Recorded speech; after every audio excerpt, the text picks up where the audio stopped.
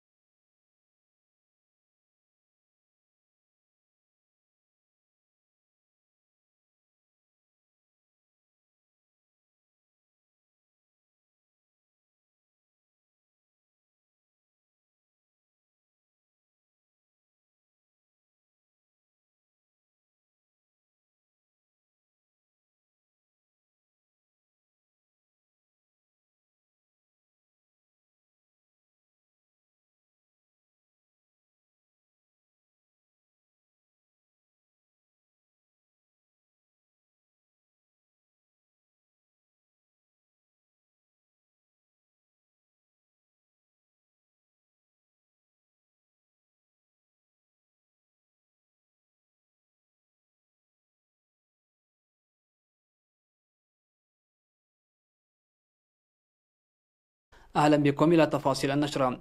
يقوم السكان وأفراد قوات الدفاع من دواحي مديرية دكم حرب بتقديم المساعدات للمحتاجين وإلقاء مدفوعات إيجارات البيوت.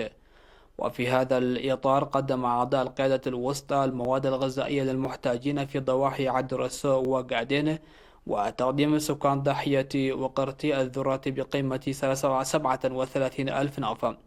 وتم توزيع الذرة بقيمة 20 ألف نقفة مستخرج من 11 مواطنا بضاحية مصالو والمنتجات الزراعية للسيد التولد كحساي للأسر المحتاجة.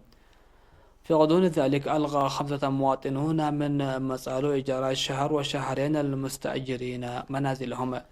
كما قرر مواطنون مقيمون في إيطاليا وأمريكا وألمانيا إيجار الشهر إلى 3 أشهر. وسلمت مؤسسة هياب لتنقية المياه الصحية في دك أمحري المبنى المكون من 12 غرفة ومخزن ومرافق أخرى لوزارة الصحة حتى انتهى وباء كورونا.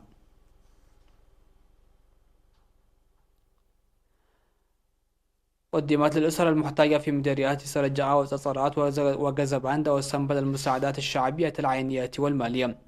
وفي هذا الإطار تم توزيع 7 كنتال ذرة و12 ألف نوفة في ضاحية عد كولوم بمديرية سرجعة. وكذلك ملابس بقيمة أكثر من 27 ألف نوفة مقدمون من معرض المناضل مرهاوي كبرم. كما وزع أيضا مبلغ 20 ألف نوفة من أعضاء جمعية بعل مريم عد قدا، و15 ألف نوفة مرسلة من أسرة محاري كفلوم من هولندا. وقدم سكان كازين ومقركة أكثر من 37 ألف نوفة و8 كنتال ذرة. والمقاول العام الفني بعشا قلقل 11 كنتال ذرة ومواد غذائية أخرى. وفي مديرية ساسرات قدمت 89 من التجار 164 ألف نوفة ومواطن 200 يورو ومتجر سنيت للفلفل الأحمر كنتالين، وتاجرين أكثر من 6 كنتال ذرة ومواد استهلاكية للمحتاجين. وقرر 4 مواطنين مقيمين في المهجر إلقاء مدفوعات إيجارات منازلهم في سطرات وترافلو، و5 مؤجرين من سطرات من 27 مستأجر من شهر إلى شهرين. وقدم للمحتاجين في قلعي الدعم المقدم من وحدات وزارة الدفاع في بلزة وفالينيكي والمكتب المركزي للشرطة. وساهم 76 من التجار في مدينة كازابلانكا بأكثر من 86 ألف نافة، وتسعة من أصحاب المخابز أكثر من 31 ألف نافة، وجمعية بعل مريم كازابلانكا أكثر من 10 ألف نافة. وكذلك قيادة الكتيبة 843 أكثر من 14 ألف ومواد غذائية، إضافة إلى إلقاء إيجارات 34 مستأجرين لمنازل السيدة لوجي مانشينو والسيد هدسي كفلم والسيد صحية ولدي وإلينا كوارينو من شهر إلى 3 أشهر. وألغى 4 مؤجرين بينهم أسرة السيد بشرى أحمد دين المقيمة في كندا إيجاراته 37 مستأجر من شهر إلى شهرين في وسط مدينة أسمراء. وقدم في مديرية سنبل 18 ألف نوفة مرسل من المواطنين في سويسرا. يقوم الشعب الإريتري في الداخل والمهجر بتقديم التبرعات المالية والعينية لتمكين وزارة الصحة لتصدي وباء فيروس كورونا والسيطرة عليه. التفاصيل في سياق التقرير التالي بصوت الزميل أمير عثمان. يواصل الإريتريون في الداخل والمهجر التبرعات بوسيلة أقوى للتصدي لفيروس كورونا.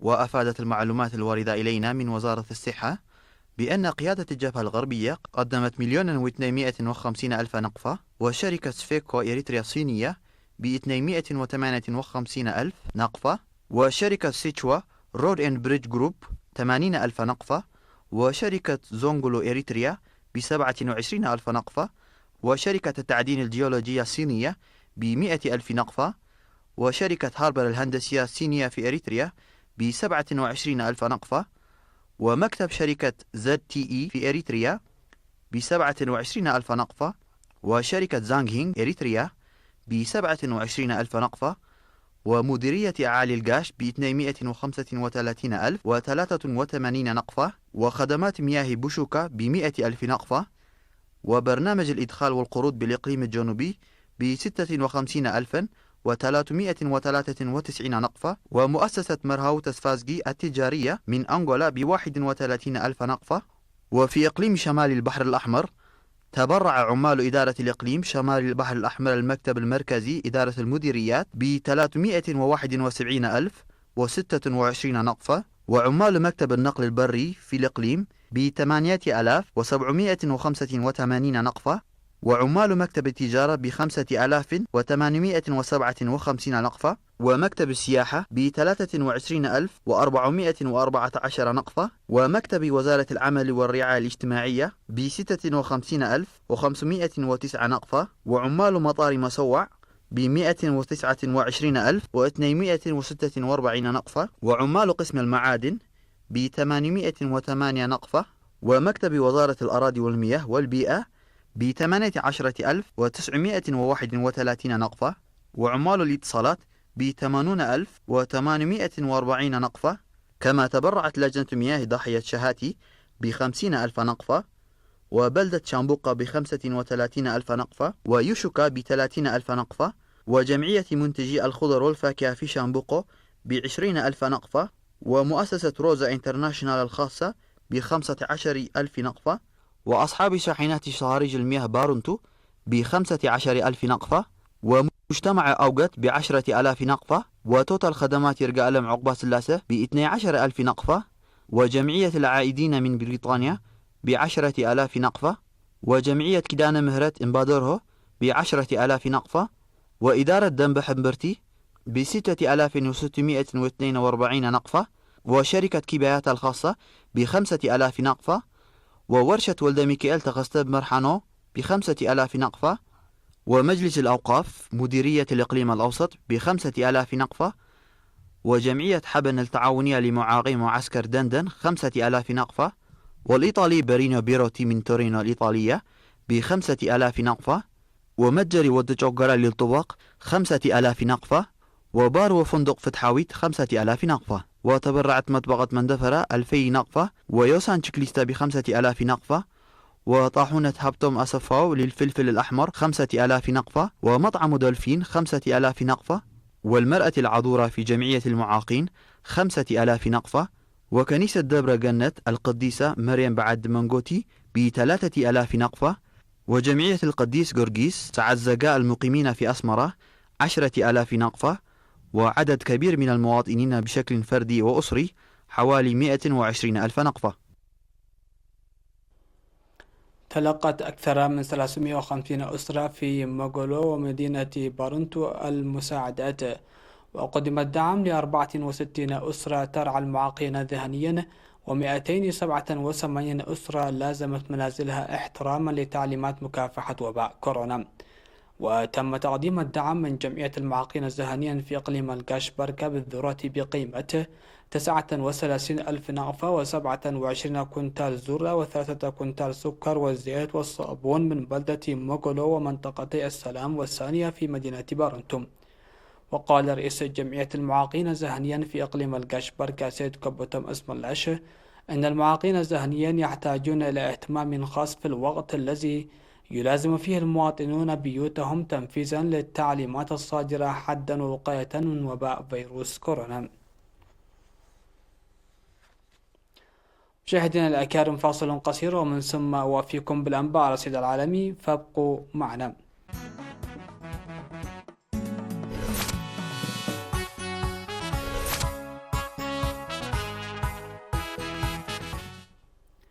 أهلا بكم. على الصعيد العالمي، تتقدم الدول كثيرة بحذر في اتجاه رفع الحجر المنزلي عن مواطنيها وسط مخاوف من حصول موجة ثانية من الإصابات بفيروس كورونا المستجد، فيما ضرب الوباء بصورة خاصة الولايات المتحدة التي تواجه نسبة بطالة غير مسبوقة منذ ثلاثينيات القرن الماضي. وبلغت الحصيلة اليومية للوفيات نتيجة وباء كورونا المستجد في الولايات المتحدة 2635 وفاة، بتراجع عن الحصيلة السابقة، ما يرفع العدد الإجمالي إلى أكثر من 77 ألف وفاة، الأعلى في العالم. ويعود لكل من حكام الولايات المتحدة الأمريكية اتخاذ قرار بشأن رفع الحجر في ولايته. وتخطت الحصيلة العالمية 277 ألف قتيل، فيما تجاوزت عدد الحالات التي تم رصدها 4 ملايين إصابة، وهو رقم أدنى من العدد الفعلي في غياب فحوص كافة لكشف الإصابات. ولا يجمع العالم على موقف موحد حيال جائحة كوفيد-19، وبدأت عملية رفع الحجر في بعض الدول الأوروبية، غير أن الأكثر إصابة بالفيروس لا تزال تتريث. وهذه آخر نهاية أسبوع قبل بدء العودة ببطء إلى أوضاع طبيعية في إيطاليا وفرنسا وإسبانيا وبلجيكا واليونان ودول أوروبية أخرى.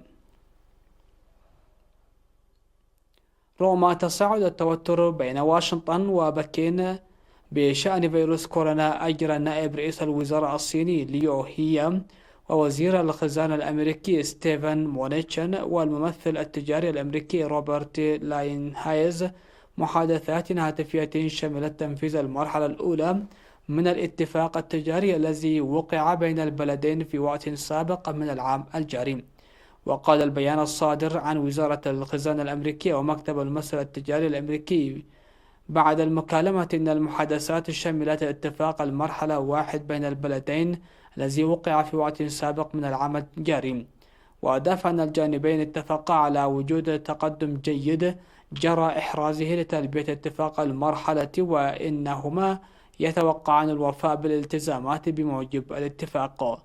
وتأتي المحادثات في الوقت الذي تصاعد فيه التوتر بين واشنطن وبكين في الأيام الماضية بشأن منشأ فيروس كورونا. قالت الشرطة الهندية أن 16 عاملا وافدا لقوا حتفهم تحت عجلات قطار شحن بعد أن أنهكهم السير وناموا على مسار القطار وهم في طريق العودة لقريتهم إثر فقدان وظائفهم في ظل العزل العام بسبب فيروس كورونا. ويعود عشرات الآلاف من العاملين بالمدن الكبرى في الهند إلى ديارهم سيرا على الأقدام بعد تسريحهم بسبب إجراءات العزل العام المفروضة لاحتواء تفشي فيروس كورونا منذ أواخر مارس. وقالت وزارة السكك الحديدية أن سائق القطار حاول إيقافه عندما شاهد العمال على القضبان بولاية مهاراشترا في غرب البلاد، وذكرت أنها أمرت بفتح تحقيق. وقالت حكومة الولايات في بيان أن 16 شخصا لقوا مصرعهم وأصيب 2 آخران، وتأثرت على الطعام الصغيرة والأحذية وغيرها من الأمتعة على مسار القطار بعد الحادث. الخبر الأخير في هذه النشرة: شهدت عدة مدن عالمية الليلة الماضية ظاهرة القمر العملاق وسط حالة عزل عام عالمي بسبب تفشي فيروس كورونا. والقمر الأكبر حجما والأكثر سطوعا خلال العام الجاري أضاء سماء مدينة باريس الخاوية ليرسم منظرا بديعا فوق كاتدرائية نوتردام الشهيرة التي تعرضت لأضرار بالغة في حريق العام الماضي. كما ظهر القمر أيضا ساطعا بكامل استدارته فوق مدينة لندن، ما حدى بالعديد من السكان إلى التقاط صور لهذه الظاهرة الفريدة. ويحصل العالم على اكتمال القمر كل 29 يوما ونصف أي على 12 إلى 13 قمرا كاملا في السنة. ويكون القمر عملاقا عندما تحصل على أقرب اكتمال القمر هذا العام، لأنه سيظهر أكبر بحوالي 17% وأكثر إشراقا بحوالي 30% من البدر الأصغر. البعض يرى أن هذا الأمر رائع، إذ يمكن للبشرية مشاركة عالمية والشعور بوجود شيء يربط العالم ببعضه.